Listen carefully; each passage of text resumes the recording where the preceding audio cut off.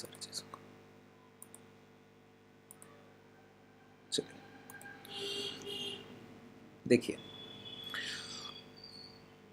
आज के पहले इंट्राडे के प्राइस को समझते हैं और जो हम लोगों ने ट्रेड्स किए उनको समझना बहुत महत्वपूर्ण है। देखिए, जब हम लोग प्रॉफिट बुकिंग करते हैं वो आसान होता है, ठीक है, और लॉस को काटना और वो भी सही समय पर, वो सबसे मुश्किल टास्क है।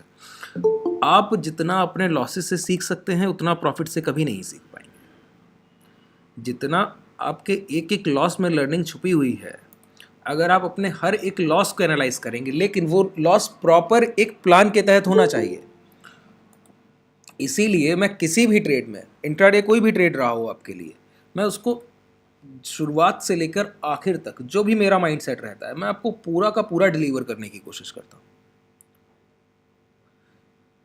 कारण मात्र इतना ही है कि जो मैं बिहाइंड द ट्रेड, मतलब ट्रेड लेने से पहले सोच रहा हूं, ट्रेड के बाद जब मैं ट्रेड में हूं तो मैं किस माइंडसेट से बैठा हुआ हूं, वो पेशेंस रखना और फिर एक समय पर राइट डिसीजन लेना कि नहीं अब लॉस बुक करना है। फिर अगर देखिए, मैं कई चीज़ों पे आप बात करूंगा। उनमें से पहली चीज़ है कि प्राइस में क्या क्या चीज़ें हम लोग देखते हैं। देखते सभी लोग एक ही चार्ट है, कोई दूसरा चार्ट नहीं देख रहा है आपको छोड़कर, सभी लोग एक ही चार्ट पे काम कर रहे हैं। लेकिन कोई एक ही समय पर प्रॉफिट बुक करता है, एक दूसरा ट्रेडर जिस समय किसी दूसरे ने प्रॉफिट बुक किया वो लॉस बुक करता है। देखिए, इस समय का बाजार इंट्राडे ऑप्शन बायर को ज़्यादा प्रेफर कर रहा है पिछले 4-5 ट्रेडिंग सेशन से। Intraday movement up and down ज़्यादा होता है। आप इंट्राडे में एम्प्लॉयड वॉलेटिलिटी अगर विक्स को देखेंगे तो इंट्राडे में एक बार ज़रूर पॉजिटिव होता है और क्लोजिंग टाइम पर नेगेटिव क्लोज करता है। क्लोजिंग टाइम पर नेगेटिव क्लोज करता है, हालांकि आज तो नेगेटिव क्लोज भी नहीं किया। वैसे क्या है कि लगभग 2-2.5-3% एक बार ज़रूर होगा वो अपसाइड, फिर वो क्लोज होने के समय नेगेटिव होता है। इंट्राडे जब भी ऑप्शन बायर्स पैसा बना रहे होंगे तो सेलर्स उस समय पर कहीं ना कहीं स्ट्रगल कर रहे होंगे। हम लोग इस कंडीशन में क्या करते हैं, जो हम लोगों ने आज किया, कल किया, इसके पहले, ये इनसाइड ऑफ प्राइस एक्शन की बातें हैं कि प्राइस एक्शन को छोड़कर और किन किन चीज़ों पे बात की जानी चाहिए। देखिए, हम लोग क्या कर रहे हैं, BTST लेके जाते हैं, कोई ना कोई ट्रेड लेकर जाते हैं और अर्ली मॉर्निंग उसमें कुछ ना कुछ प्रॉफिट ज़रूर होते हैं, ठीक है। अब समझिए, बहुत आसानी से आगे बढ़ते हैं। पहली चीज़, कल जो ट्रेड रहा, हम लोगों ने सभी ने 30 से 40 पॉइंट, 800 से 1000 के बीच में लगभग प्रॉफिट्स बुक किए होंगे। पहली ट्रेड में 30 से 40 पॉइंट तक लगभग सभी लोगों ने बुक किए, कल जो हम लोग ट्रेड होल्ड करके लेके गए 42,900 का। अब एक बार प्रॉफिट में आ गए हैं। प्रॉफिट में आने के बाद हम लोगों ने पहला काम क्या करना है, इंट्राडे प्राइस एक्शन के शुरुआत के 5 या 10 मिनट को देखना है बेहतर तरीके से। 5, 10, 15 मिनट जो डिसीजन लगेगा वो लेने की कोशिश करेंगे। क्या देखा हम लोगों ने, सबसे पहले देखा गैप अप। सबसे पहले क्या देखा, गैप अप। गैप अप के बाद आज कोई इस तरह के इन्वर्टेड हैमर का प्लॉट नहीं किया गया जैसा प्रीवियस 2 ट्रेडिंग सेशन से किया जा रहा था। क्या कह रहा हूं, कोई इन्वर्टेड हैमर की ऊपर से रिजेक्शन नहीं है। आज के ट्रेडिंग सेशन में देखने लायक बात क्या है, पहले 5 मिनट में, कि कोई रिजेक्शन नहीं है ऊपर से, ये डायरेक्ट सेल है। गैप अप के बाद एक बॉडी साइज कैंडल है पहला, देखिए ध्यान से गौर कीजिएगा यहां पर चीजों को। पहला कैंडल कैसा है, बॉडी साइज प्लॉट किया गया, मतलब डायरेक्ट सेलिंग है, कोई बाइंग को नहीं काटा गया है। सेलिंग आने के बाद बायर ने सेलिंग को नहीं काटा। पहले 5 मिनट में एक बॉडी अच्छा खासा, लगभग पूरी कैंडल का 50% से ज्यादा बॉडी साइज दिखता है। पहली कैंडल देखिए गैप अप है, प्रीवियस मूवमेंट अपसाइड ट्रेंड में है। मूवमेंट कैसा है, अगर आप बड़ा ट्रेंड देखें वो अपसाइड है, और पहली कैंडल गैप अप के बाद रेड बनती है, ठीक है। एक एक बात पे आगे बढ़ रहा हूं।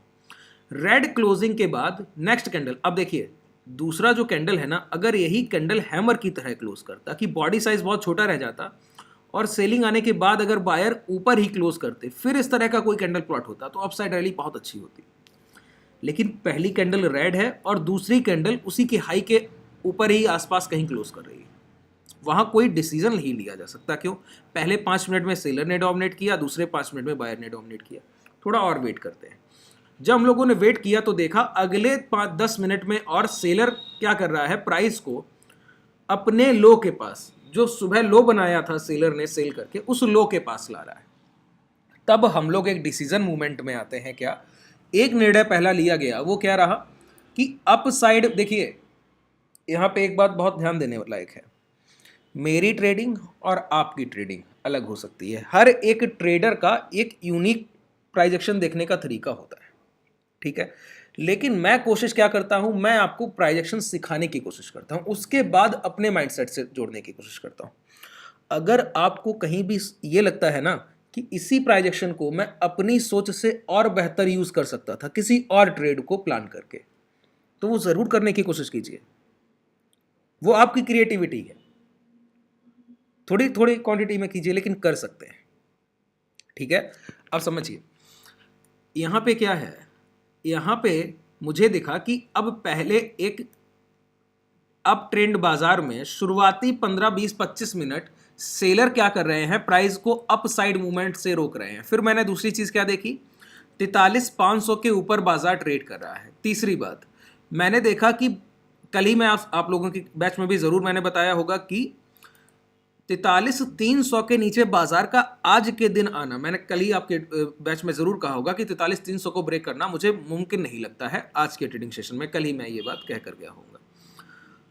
तो मुझे लग रहा था कि अप साइड मूवमेंट है, मूवमेंट के बाद गैप अप के बाद प्राइस क्या कर रहा है, सेलर 25-30 मिनट में डोमिनेट कर रहे हैं। अब मैं यहाँ पे पहले से मेरा माइंडसेट क्या बना कि इस तरह के सेटअप में क्या होता है, प्राइस अपने या तो लो के पास या हाई के पास लगभग 2 बजे तक कंसोलिडेशन, लगभग 1:30 या 2 या 2:30 बजे तक कंसोलिडेशन के बाद अप साइड ब्रेकआउट की संभावना ज्यादा होती है। ये बात भी है, ठीक है। ये बात भी है कि अगर 2-2:30 बजे तक यहीं पे कंसोलिडेशन होता तो ये अपसाइड ब्रेकआउट लगभग 90 to 95% तय रहता है। क्यों, पहले से हम लोग अप ट्रेंड में हैं। मैं ये सोच कर बैठा हूं, तब मैंने आपको एक ट्रेड दिया क्या कि 43,800 800 से लेकर 900 तक का रेंज अगर धीरे धीरे चलकर जाता है बाजार, कोई प्रॉब्लम नहीं है। तो मैंने आपसे क्या कहा, ऊपर से एक पुट सेल कीजिए, नीचे से ऊपर से एक कॉल सेल कीजिए, नीचे से एक पुट सेल कीजिए। क्यों, प्राइस मैं सोच रहा हूं कि एक रेंज बाउंड कंडीशन है। क्यों, बायर्स बाई करते हुए ऊपर लाए हैं प्राइस को और शुरुआत की है सेलर्स ने सेल करने से, तो प्रीवियस बायर्स है ना जो बाई करते हुए ऊपर लाए हैं, वो अपना पैसा गंवाएंगे नहीं, वो प्राइस को कहीं ना कहीं रोकने की कोशिश करेंगे। तो सेलर के सेल करने में और बायर्स की बाइंग में समय जाना होगा। वो समय कैसे जाएगा, वो होगा रेंज बाउंड कंडीशन। क्यों, सेलर पहले से बायर डोमिनेट कर रहा है और इंट्राडे में शुरुआत कर दी है सेलर ने सेल करने की। आप ऊपर ले जाने की कोशिश पहले से कर रहे हैं और ऊपर से कोई नीचे गिराने की कोशिश करने लगा, तो पहली कंडीशन क्या होगी, यहां पर आके प्राइस का कहीं रुक जाना। यही ऑब्जर्व किया। उसके बाद मैंने आपको पहला ट्रेड एग्जीक्यूट कराया, जो मैंने क्या कहा, ऊपर से कॉल सेल किया होगा 44,200 के आसपास और 43,200 का पुट। इस कंडीशन में जब ये ट्रेड लिया गया, एक एक पॉइंट पे चलिएगा, मैं क्या कह रहा हूं, जिस ट्रेड में आप प्रॉफिट बुक करते हैं उसको मैं कम डिस्कस कर सकता हूं, लेकिन जहां पर आप 20-25 पॉइंट लॉस दे रहे हैं ना, वो बहुत महत्वपूर्ण है कि किस कंडीशन में दिया जा रहा है, क्या इससे बचा जा सकता था, ये आप लोग भी सोच सकते हैं। क्या कुछ और बेहतर किया जा सकता था, ये भी आप लोग क्लास के बाद इन सारी चीज़ों को ज़रूर एक बार एनालाइज किया कीजिए। अब समझिए, जब मैं ये सोच रहा हूं कि यहां पर प्राइस को रुकना चाहिए, क्यों, इंट्राडे में सेलर ने शुरुआत की है और अल्टीमेट बाइंग है, ऊपर की तरफ बाइंग दिखती है। इस बाइंग और सेलिंग की कंडीशन में प्राइस को किसी ना किसी जोन में रुक जाना चाहिए। तो वो जोन क्या मैं सोच रहा था, ये लो है, ये लो देख रहे हैं, ये लो के बाद प्राइस यहीं से निकला है, ये लो है, और फिर पहले पुल बैक के बाद यहां पे एक मैसेज और मैंने किया होगा, ये हाई निकल रहे थे, अगर ये 900 ब्रेक करता और यहां कहीं कंसोलिडेशन करता तो मैं श्योर होता कि ये आज ही 40,000 को भी ब्रेक कर सकता था। तो इस वजह से देखिए, मैंने कहा अगर प्राइस में कभी भी आपको 400 या 450 इस तरह का 500 तक लॉस दिखता है, अगर अपसाइड मूवमेंट के में ये लॉस दिखता है, तो क्या करेंगे, कॉल को बुक करेंगे और पुट को जो शॉर्ट किया है उसको होल्ड करेंगे। मैंने कहा कॉल को बुक करेंगे और पुट को जो शॉर्ट किया है, जैसे 44,200 का कॉल सेल है और 43,200 का पुट सेल है, इस कंडीशन में अगर अपसाइड मूवमेंट आता है तो ऐसा क्यों किया गया बताइए। मैं मेजर अप ट्रेंड में हूं, अगर बायर कभी भी डोमिनेट करने की दोबारा शुरुआत करेगा तो मैं उस पर बिलीव करूंगा, कोई प्रॉब्लम नहीं है, उस पर मैं बिलीव करके आगे निकल जाऊंगा। वहां से दोबारा प्राइस नीचे, अब मेरे लिए रेंज श्योर थी, ये ही और ये रेंज पूरी श्योर थी कि अगर ये रेंज है और डे हाई, प्राइस ने कंसोलिडेशन की शुरुआत भी की। इस दौरान जब प्राइस यहाँ पे था, इसी दौरान विक्स क्या कर रहा था, अप साइड मूवमेंट करने की कोशिश कर रहा था। 2-2.5% के आसपास नेगेटिव था, वहां से वो पॉजिटिव गया 2-2.5-3% तक। यहां पर देखिए प्राइस का क्लोज भी मैं आपको दिखाता हूं, क्लोजिंग कहां पर है, ये इस जोन का लो है और देखिए इसी के पास आकर यहीं कहीं प्राइस ने क्लोज किया है। अगर आप 42,200 और 43,200 के प्रीमियम अभी क्लोजिंग टाइम पर देखेंगे ना, तो लगभग आपको 20 या 25 पॉइंट का प्रॉफिट दिखेगा। जिस इस प्रीमियम को आपने सेल किया होगा उस कैलकुलेशन कीजिएगा उसका, ठीक है। लेकिन ट्रेड को होल्ड क्यों नहीं रखा जा सकता वो समझते हैं। एक बार डिसाइड कर लिया कि 400 रुपए अगर डिफरेंस आया दोनों पोजीशंस में तो निकल जाएंगे। वो 400 रुपए का डिफरेंस कई तरह से आता है, देखिए किन किन तरह से आता है। एक कंडीशन तो आप लोग गौर करेंगे, कभी भी अगर स्ट्रेंगल को ट्रेड किया जा रहा होगा, अगर ये मूवमेंट बहुत इंपल्सिव ना हो, बहुत तेजी से ये गिरावट आई, अगर ये गिरावट तेजी से ना आकर धीरे धीरे धीरे धीरे प्राइस नीचे आता तो कोई प्रॉब्लम नहीं है। अगर बहुत तेज प्राइस नीचे आता है ना, तो जैसे एक आपने 80 सेल किया और दूसरा 80 सेल किया, ठीक है। अब ये जो 80 है ये अपसाइड बढ़कर 100 प्लस चला जाएगा, तब तक ये भी गिरकर 65 तो आ जाएगा या 60 भी आ जाएगा मान लेते हैं। लेकिन फिर ये जब 100 से बहुत तेजी से इंक्रीज करता है ना, 120 और 130, तब ये 65 का मुश्किल से 60 या 55 इस तरह से। ये जो दूसरा वेव होता है इसमें ये प्रीमियम गिरते बहुत कम है, ये बढ़ते बहुत तेजी से हैं। लेकिन जैसे ही वो मूवमेंट रुकता है, जैसे ये मूवमेंट बहुत तेजी से आया, यहाँ पे दोबारा से कूल हुआ, तो ये प्राइस भी खुद को कूल करेगा और ये प्राइस भी खुद एडजस्ट हो जाएगा। तो कभी भी चलते हुए मूवमेंट में ट्रेड के लॉसेस को मत प्लान कीजिए, वो कहीं ना कहीं रुकेंगे जरूर सपोर्ट के पास। उसके बाद प्लान कीजिए कि एसएल जा रहा है कि नहीं जा रहा है, ठीक है। अब यहां से प्राइस कंसेप्ट नहीं समझ में आया, जो जल्दी नीचे आता है जल्दी से ऊपर जाता है तो प्रीमियम में क्या फर्क पड़ता है? हाँ, प्रीमियम में फर्क क्या पड़ता है, देखिए मैं मानता हूं कि 42,200 का पुट भी मैंने 80 पॉइंट पे सेल किया है और 42,200 का कॉल भी मैंने 80 पॉइंट पे सेल किया है, ठीक है। ये मैं मान के चलता हूं, ये पुट सेल किया है और ये मैंने कॉल सेल किया है, दोनों 80 पॉइंट्स पे किए। अब बाजार नीचे गिरेगा तो ये जो पुट मैंने सेल किया है इसके प्रीमियम क्या होंगे, इंक्रीज होंगे, जाहिर सी बात है इंक्रीज होंगे।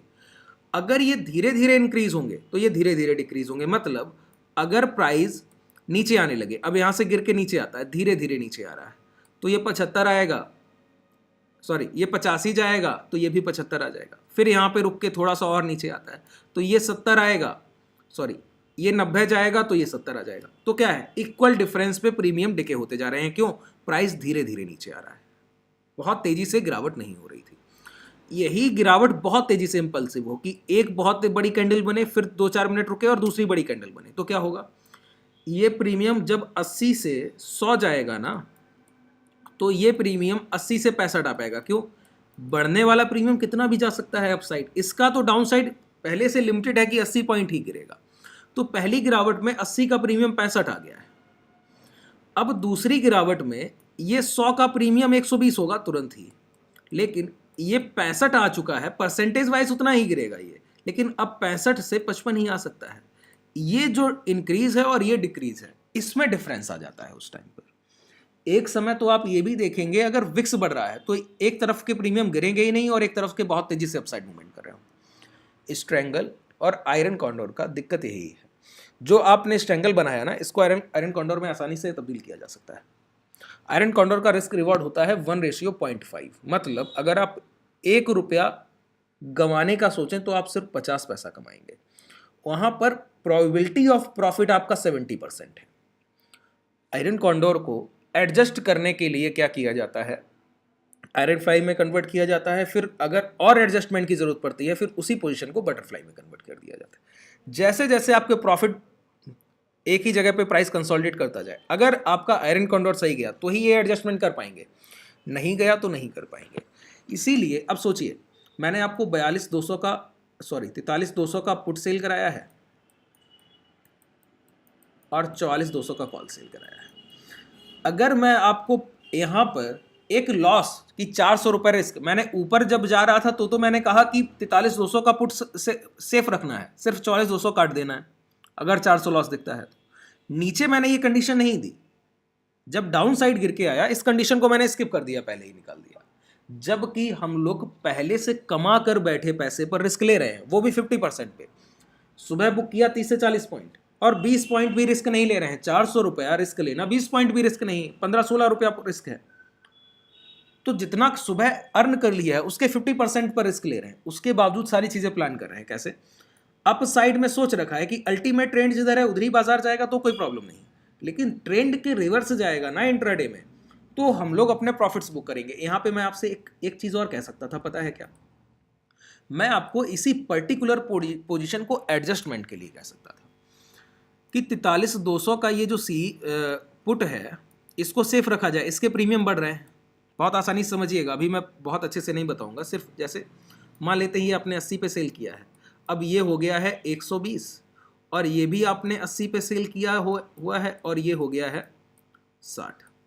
अब प्रीमियम डबल का डिफरेंस है, ये 60 पे ट्रेड कर रहा है, ये 120 पे, और प्राइस भी नीचे आ गया है 43,500 यहाँ कहीं आ गया है मान लेते हैं। तो मैं आपको लॉस बुक कराने की बजाय 44,200 के, ये तो प्रॉफिट में है ना 44,200 का कॉल ऑप्शन, इसका प्रॉफिट बुक कराऊं और 44,000 का पुट ऑप्शन सेल करा दूं। ये भी एक रास्ता है। क्यों? अब दोबारा से मैं 80 या 90 प्रीमियम सेल करूंगा, ये एक रास्ता है, लेकिन इसको मैं प्रेफर, देखिए मैं शुरुआती पीरियड में किसी भी ट्रेडर के लिए एडजस्टमेंट के बिल्कुल फेवर में नहीं।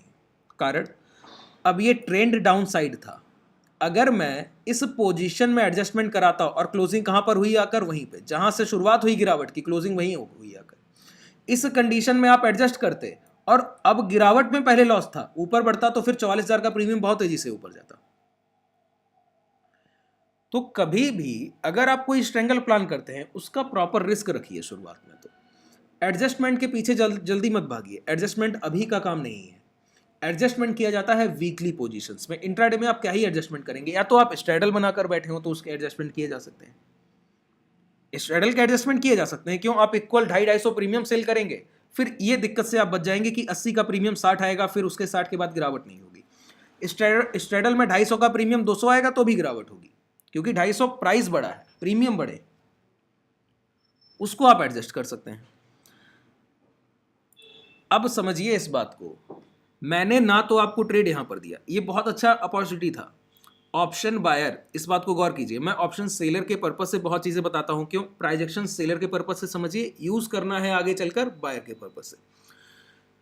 इस अपॉर्चुनिटी को छोड़ा जा सकता था, लेकिन इस कैंडल के बाद यहां पर यह अपॉर्चुनिटी को नहीं छोड़ा जा सकता था और इसको सबसे ज्यादा एंजॉय किया जा सकता था। ये दो ट्रेड इंट्राडे में ऑप्शन बायर के सबसे मुफीद ट्रेड्स थे। क्यों कह रहा हूं? देखिए, पहले तो क्या जरूरी है एक ट्रेडर के लिए? प्रीवियस डे क्लोज, हाई, लो, जरूरी है कि नहीं है? प्रीवियस डे हाई क्या है बताइए? ये रहा प्रीवियस डे हाई, यहीं तो कल क्लोज किया, यहीं से गैप अप किया। प्राइस ने पहले 15, 20, 25 मिनट यहां गुजारे, फिर एक हाई लगाया, कंसोलिडेशन के बाद ऊपर जाने से पहले, हाई ब्रेक करने से पहले नीचे आकर प्रीवियस डे हाई के अंदर आया जा रहा है। सर, प्रीवियस डे हाई के अंदर आने के बाद आप गौर करेंगे प्राइजेक्शन पे। देखिए, प्राइजेक्शन, इंट्राडे ट्रेडर बायर कौन है? जिसकी प्राइजेक्शन पे पकड़ अच्छी है, वो इन सारी चीजों को समझ रहा है, तो ही वो बाइंग कर रहा है। यहां पे क्या हुआ? ये जोन पहला पड़ा जहां पर बाइंग आ सकती थी। बाइंग में ये एक देख आ रहे हैं कैंडल, ये कैंडल बना हुआ है रिजेक्शन का, इसी जोन से पड़ा है। लेकिन इस कैंडल के लो ब्रेक हुए, लो ब्रेक होने के बाद इसी कैंडल का हाई रिटेस्ट हुआ और ये हाई देखिए प्रीवियस डे हाई से मिलता जुलता है। ये रिजेक्शन के बाद जब ये कैंडल प्लॉट हो रही थी, ये सबसे बेहतरीन सेटअप था शॉर्ट करने का। शॉर्ट के बाद जब यहां पर देखिए एक बड़ी गिरावट आ गई है, बड़ी गिरावट के बाद मैंने क्या कहा? इन्वर्टेड हैमर, डोजी कहां ट्रेड किए जा सकते हैं? ट्रेंड रिवर्सल पे ट्रेड किए जा सकते हैं। मतलब ट्रेंड रिवर्सल में पहला वर्ड है ट्रेंड। पहले से ट्रेंड हो, उसके बाद कोई रिवर्सल का कैंडल बने तो उसको ट्रेड किया जा सकता है। जैसे यहां पे ये, अब देखिए यहां पे मैं 3 वर्ड्स को बहुत अच्छे से समझाना चाहता हूँ। वो कौन से हैं? एक है रिवर्सल, एक है रिट्रेसमेंट और एक है रिटेस्ट। यहाँ पे बहुत कन्फ्यूज़न रहता है। आप वर्ड्स तीनों जानते हैं, तीनों शब्दों को आप बहुत अच्छे से यूज़ करते हैं, रिवर्सल, रिट्रेसमेंट, रिट्रेस। डिफरेंस नहीं कर पाते हैं कि रिवर्सल क्या है, रिट्रेसमेंट क्या है और रिटेस्ट क्या है। आज मैं वही समझाना चाहता हूँ। देखिए, ये जो 3R है ना, ये मेजर कंपोनेंट है और ट्रेडर नाम सबके जानता है, ये नहीं जानता है कि यूज़ कैसे करना है। आप वाली टाइम फ्रेम पे आते हैं, एक एक चीज़ को समझा देता हूँ। देखिए, अच्छा, जब ऑप्शन बाइंग की अपॉर्चुनिटी बन रही थी तो उस समय जब आपने पहला 400 रुपए का लॉस काटा, तो मैं क्या दूसरी ट्रेड आपको एज अ सेलर नहीं दे सकता था? बिल्कुल नहीं दे सकता था। कारण कारण है रिटेस्ट। क्या कारण है? पहला कारण है रिटेस्ट। रिटेस्ट को पहले समझेंगे, फिर समझेंगे रिवर्सल को और फिर समझेंगे रिट्रेसमेंट को। देखिए, कल तक जैसे हम लोगों ने प्राइस को देखा, वो क्या है? ये हाई थे, ये हाई। देखिए, प्राइस यहाँ तक आता है, लौट जाता है, फिर ये क्या था? ट्रैप जोन था। ये कैंडल ट्रैप हम लोगों ने ट्रिपल टी कॉन्सेप्ट में देखा, ये ट्रैपिंग जोन था। लेकिन सेलिंग, मेजर सेलिंग कहाँ से आ रही थी? इस जगह से। दोबारा यहीं प्राइस टच किया, यहीं से आ रही थी, यहाँ टच किया, फिर गिरावट आई। जैसे ही प्राइस यहाँ पहुँच के ये 3 कैंडल्स देख रहे हैं, डोजी कैंडल, बिल्कुल छोटी बॉडी साइज कैंडल, यहाँ पर जो बाइंग जनरेट हुई, यहाँ पर ये 3 घंटे में जो खरीदारी हुई है ना, उसी खरीदारी ने इस सेलिंग को काटा। क्या कह रहा हूँ? यहाँ भी देखिए, छोटी छोटी कैंडल्स के बाद प्राइस में गिरावट आई है और यहाँ पे छोटी छोटी कैंडल्स के बाद प्राइस में अपसाइड आया है। तो ये क्या है? जो यहाँ पर खरीदारी हुई इस जगह पर, उसने इस जगह पर पहले आई सेलिंग को ब्रेक किया है। ठीक है, अब जहाँ पर बाइंग जनरेट की गई, हम लोगों के लिए मेजर सपोर्ट वही है। जैसे ये हाई ब्रेक हुए तो जो ये खरीदारी है, origin point of rally, up side जितना भी ये प्राइस गया यहाँ तक, वो डिमांड यहाँ जनरेट की गई। तो ये जो 3 कैंडल का जोन है, ये क्या है? मेजर सपोर्ट है। क्या है? मेजर सपोर्ट है। अब सपोर्ट क्या है? जहां पर बाइंग जनरेट, यही तो कारण था, कल मैंने क्या कहा था? 43,300 ब्रेक नहीं करेगा, यही 43,300 का प्राइस है। अब देखिए, प्राइस ने एक बार जिस, पहले ये क्या रहा होगा? रेजिस्टेंस, सेलर बैठा है ना, रेजिस्ट कर रहा है, प्रतिरोध कर रहा है भाव के ऊपर चढ़ने का। भाव ने यहां आकर और बायर्स ने उसी भाव में खरीदारी करके, जहां आप सेल कर रहे थे वहीं बाइंग जनरेट करके डिमांड जनरेट कर दी। तो जो पहले रेजिस्टेंस रहा वही अब क्या बन गया? सपोर्ट। प्राइस में अल्टीमेट ट्रेंड क्या है? सेलर को ब्रेक किया गया है, हाई ब्रेक किए गए हैं, नीचे के लेवल पे बाइंग है, और जहां पे सेलर को ब्रेक किया गया वहां भी 3 घंटे की बाइंग दिखती है।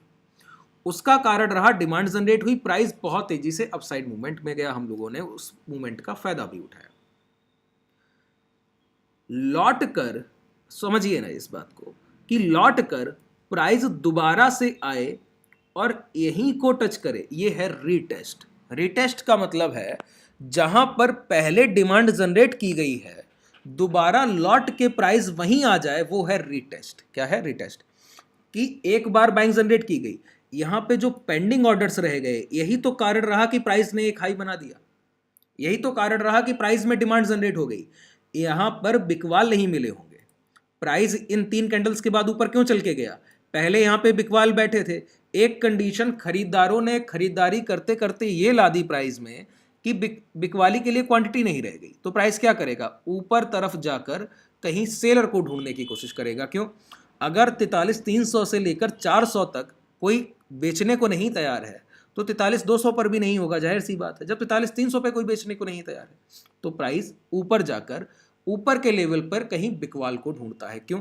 अब 43,300 पे 400 पे जो खरीदार हैं वो कहीं अपने प्रॉफिट बुक करेंगे, जैसे हम लोगों ने किए इस तरह से, तो ऊपर के लेवल पे कहीं सेलिंग आ सकती है। अब नीचे तो सेलिंग संभव नहीं है। तो है क्या? जो इस जोन में पेंडिंग ऑर्डर्स रह गए होंगे, खरीदार खरीदारी करना चाहते होंगे लेकिन कुछ ऑर्डर्स पेंडिंग रह गए होंगे, उन ऑर्डर्स को दोबारा एग्जीक्यूट करने के लिए लौट कर भाव का उसी जोन के पास आना क्या है? रिटेस्ट है। ये क्या है? रिटेस्ट है। रिटेस्ट के बाद दूसरा बार, मैंने पहली बात क्या कही? रिटेस्ट समझ में आ गया कि जहां से बाइंग जनरेट की गई है, लौट कर उस स्तर तक आना भाव का, रिटेस्ट है। लेकिन उस स्तर को ब्रेक कर देना, जैसे प्राइस में हम लोगों ने देखा लास्ट बाइंग देखनी है। क्या कह रहा हूं? Last buying. बाइंग तो यहां भी हुई है, बाइंग इसके पहले, ये सारे जोन बाइंग के ही तो हैं। ये सारे जोन क्या है, बाइंग, जहाँ छोटे छोटे कैंडल्स एक साथ बने हैं वो सारे बाइंग के जोन हैं।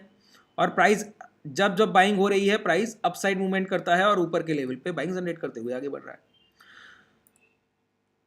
मैंने कहा रिटेस्ट क्या है, दोबारा लौट के डिमांड जोन में प्राइस का आ जाना रिटेस्ट है। लेकिन लौट कर आते हुए प्राइस अगर इसी हाई को ब्रेक करने से पहले ये लो ब्रेक कर दे जहां आखिरी बाइंग जनरेट की गई। देखिए बायर जो है एक डिप पर बाई करता है, जैसे डिप को समझिए, यहां से भाव चला ऊपर गया तो हाई पे नहीं बाई करेगा। जिन लोगों ने यहाँ पे खरीदारी की है वो कहीं ना कहीं प्रॉफिट जरूर बुक करेंगे, प्राइस नीचे आएगा। नीचे आने के बाद अब इस लोअर लेवल पे यहाँ बाई करने की बजाय यहाँ कहीं बाई करेगा, फिर ऊपर जाएगा। ठीक है, अब दोबारा से जिन लोगों ने इसी इंस्टीट्यूशन बाइंग के साथ ऑर्डर्स लगाए होंगे वो फिर प्रॉफिट बुकिंग करेंगे, प्राइस फिर कहीं नीचे आएगा, फिर ऊपर जाएगा। हाई ब्रेक करते हुए आगे बढ़ रहा है। लेकिन जिस बायर ने यहाँ बाइंग की होगी, एक हाई बनाने के बाद लोअर लेवल पे, दूसरा हाई बनाने के बाद लोअर लेवल पे, तीसरा हाई बनाने के बाद फिर लोअर लेवल पे, इस तरह से प्राइस आगे बढ़ रहा है। ये भी वही जोन है, देखिए यहाँ पे गया, फिर थोड़ा सा ये, अब दोबारा से आया तो फिर यहाँ बाइंग जनरेट की गई। अब ये हाई ब्रेक करे जाके, कोई प्रॉब्लम नहीं, जब तक हाई ब्रेक करते रहेंगे तब तक हम लोगों का ट्रेंड क्या है, अप साइड है, ट्रेंड रिवर्सल नहीं है। रिटेस्ट होके प्राइस जा रहा है, रिवर्स नहीं हो रहा है। हम कब शॉर्ट कर सकते थे इस बाजार में, जब बाजार 43,300 को ब्रेक कर देता। क्यों? प्रीवियस बायर को अगर कोई सेलर ऊपर से आके, अब जैसे ये हाई बना है यहाँ पर, नीचे आके प्राइस यहाँ कंसोलिडेट करके 43,300 को ब्रेक करे तो ये रिवर्सल है, ये रिटेस्ट नहीं है, ये रिवर्सल है। क्या कह रहा हूं? जब प्राइस प्रीवियस बायर को, जहां आपको प्रीवियस सपोर्ट दिखता है, पिछला सपोर्ट कौन सा होगा, जहां अभी अभी खरीदारी की गई होगी, जहां से अभी अभी डिमांड जनरेट की गई होगी, वो है प्रीवियस सपोर्ट। प्राइस ऊपर जाके लौट के यहीं पे कंसोलिडेट करके ये लो ब्रेक कर दे 43,300, ये रिवर्सल है। तो प्राइस क्या करेगा, अपसाइड यहाँ पे थोड़ा सा नीचे आएगा, रिटेस्ट, दोबारा से रिटेस्ट करने, क्योंकि सेलर ने यहाँ पे एंट्री किया है, बायर क्या करेगा, अपने ऑर्डर्स को एग्जिट करेगा तो और ज्यादा सेलिंग प्रेशर आएगा, रिटेस्ट करेगा, गिर जाएगा। जैसे इंट्राडे में आपने देखा, जो छोटा प्राइस था वहां पे आप लोगों ने ये चीज देखी, देखिए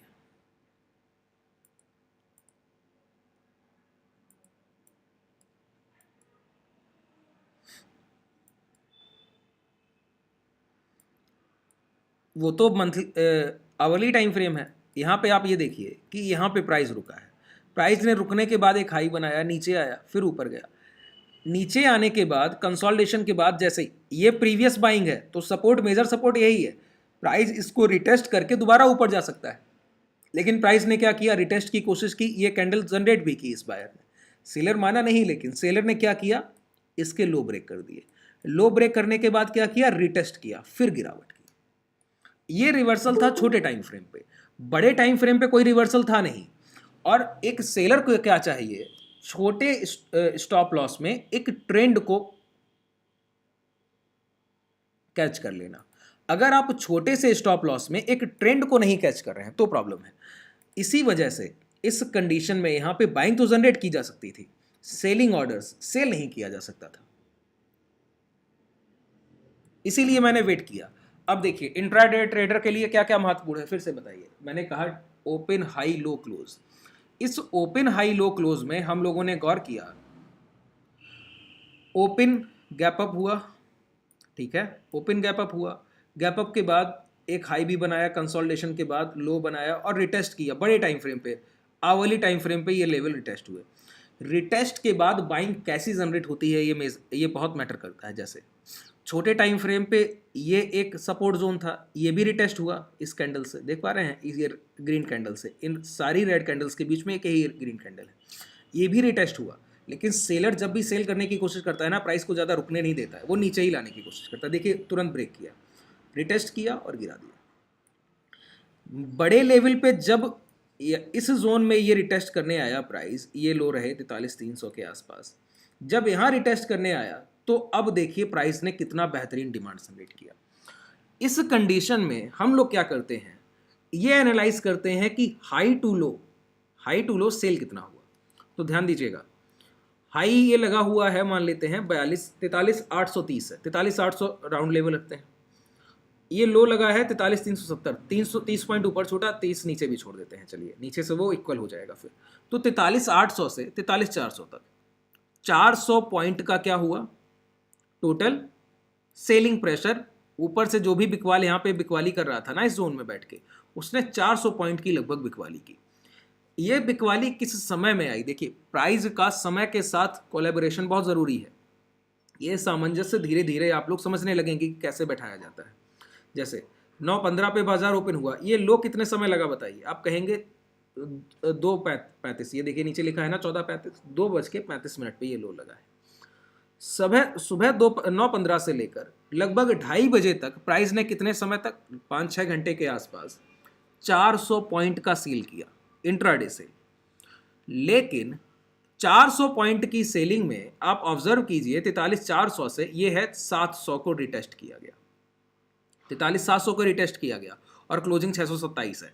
अगर मैं इस लेवल से लगभग आपका मेजर लेवल 650 मान लूँ, क्योंकि ये क्लोजिंग यहाँ पे 627 दिखता है, यहाँ 633 दिखता है एडजस्ट के बाद, तो 650 मान लेता हूँ, तो 400 से 250 पॉइंट की रिकवरी है, बिकवाली है 6 घंटे में 400 पॉइंट की। और उसके बाद मेजर सपोर्ट लेवल से खरीदारी है मात्र 1 घंटे में, लास्ट का 1 घंटा भी मात्र 1 घंटे में कितना है 250 पॉइंट की। तो जितना, अब फिर वही कंडीशन है, जितना सेलर ने बेचा उसका 50% से ज़्यादा बायर्स मात्र आखिरी के 1 घंटे में खरीद कर चले गए। इसी वजह से क्लोजिंग बहुत ज़रूरी होता है। अब आप डेली कैंडल देखिए, यहाँ पर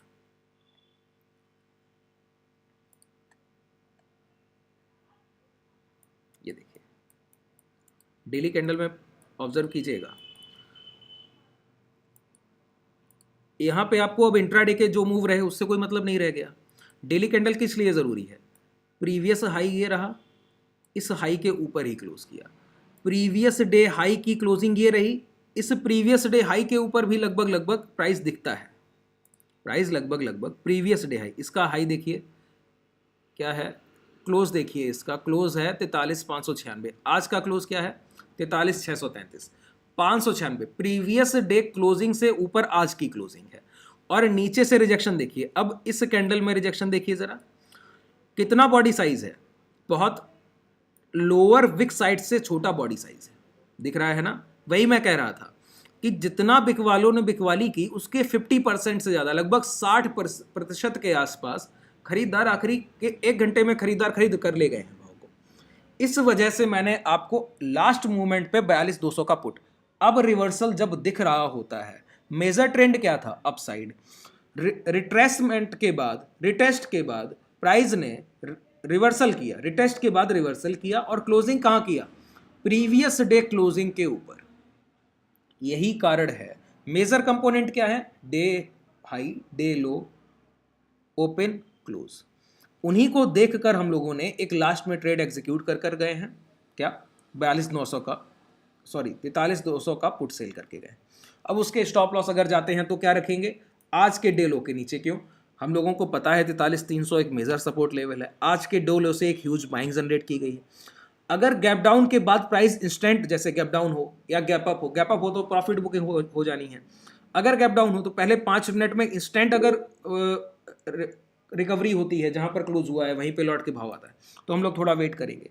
या फिर डायरेक्ट प्राइस नीचे की तरफ जाता है तो डे लो ब्रेक होने पर हम लोग अपने लॉसेस को बुक करेंगे। लगभग पूरी चीज़ें क्लियर है। एक चीज़ रह गई, मैंने रिटेस्ट की बात की और रिवर्सल की बात की। रिटेस्ट होता है प्रीवियस बायर के पास आके प्राइस का ऊपर की तरफ लौट जाना, रिवर्सल, या नीचे की तरफ लौट जाना।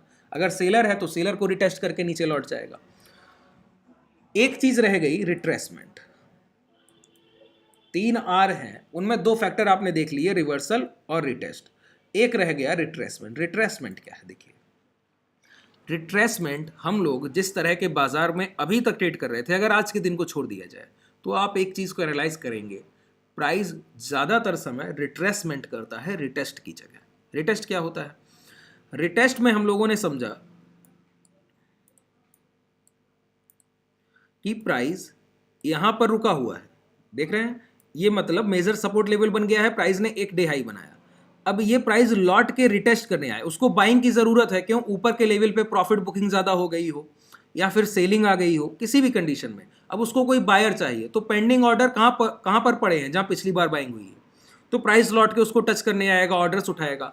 अगर दोबारा से डिमांड ज़्यादा है तो प्राइस हाई ब्रेक कर देगा, अगर नहीं है तो हाई ब्रेक करने से पहले यहाँ आके इसके लो ब्रेक करेगा। इस कंडीशन में हम लोग कल स्टॉप लॉस बुक करेंगे अगले ट्रेडिंग सेशन में। रिट्रेसमेंट क्या है? रिट्रेसमेंट है कि यहां पर बायर ने बाइंग की है, ऊपर के लेवल पे क्या सेलिंग, शुरुआत हुई आज कैसे? सेलिंग से।